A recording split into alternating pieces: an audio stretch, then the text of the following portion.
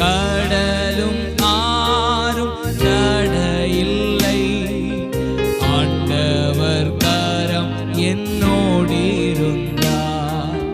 தடைகளை அகற்றும் நீர் முன்னே செல்ல, ஜெய வீரனாய் நானும் பின்வருவே. ஜெய வீர